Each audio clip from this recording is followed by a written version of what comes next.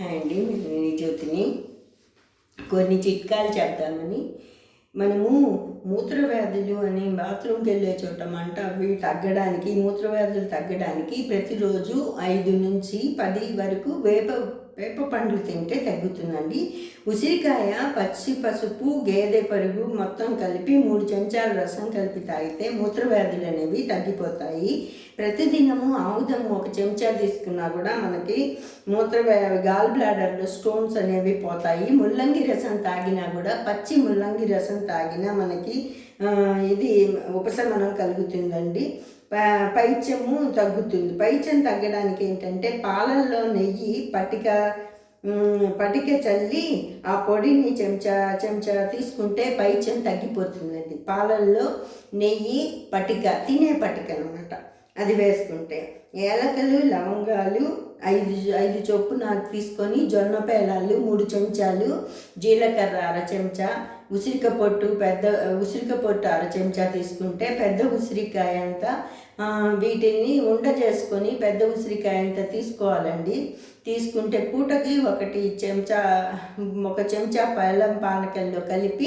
బెల్లం పానకంలో వీటినన్నింటినీ కలిపి తాగామంటే మనము పైత్యం తగ్గిపోతుందండి. కరక్కాయ చెక్కుల పొడి 2 చెంచాలు, పంచదార చెంచా, ఆవు నెయ్యి 1 చెంచా కలిపి ప్రతిరోజు ఉసిరికాయ ఎంత తీసుకున్నామన్నా కూడా పైత్యం అనేది తగ్గిపోతుందండి. తెల్ల మిరియాలు, చింతాకు కలిపి మాత్రలుగా చేసుకోవాలి. 1 మాత్రను తీసుకొని గంధపు సాన మీద చాది అది కండ్ల పైన పెట్టుకున్నామంటే కండ్ల కలకలు అనేవి పోతాయండి. కండ్ల కలకలు తగ్గిపోతాయి. మంచి సున్నము అల్లపు రసంలో నూరి ప్రతిరోజు తీసుకున్నామంటే అజీర్ణం తగ్గుతుంది, ఆకలి వేస్తుంది, అన్నం అరుగుతుందండి. అన్నము అరిగిపోతుంది. శొంఠి బెల్లము కలిపిన పొడి రోజు 1 చెంచా తీసుకున్నా కూడా మనకి అజీర్ణం అనేది తగ్గిపోతుంది.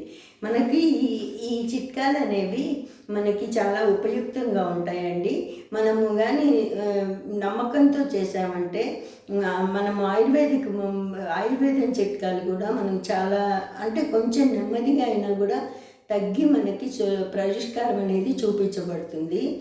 ఆయుర్వేదం అనేది తీసుకున్నప్పుడు మాత్రలు కొంచెం వేడి చేసినట్టు అవుతుందండి. అందుకని మనకు సైడ్ ఎఫెక్ట్లకి పక్కన మజ్జిగ తాగితే మనకి చలవ చేస్తుంది, బ్యాలెన్స్ సరిపోతుంది.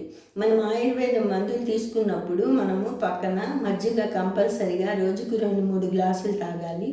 ఆ మజ్జిగ తీసుకున్నట్టయితే మనకు వేడి అనేది తగ్గిపోతుంది, మనకు మెడిసిన్ బాగా పనిచేస్తుంది.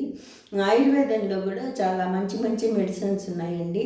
మనము అలోపతిని నమ్మినట్టుగా ఆయుర్వేదాన్ని నమ్మినా కూడా మన ఆరోగ్యం అనేది మనము పదిలపరుచుకోవచ్చు, బాగుంటుంది. థ్యాంక్స్ అండి.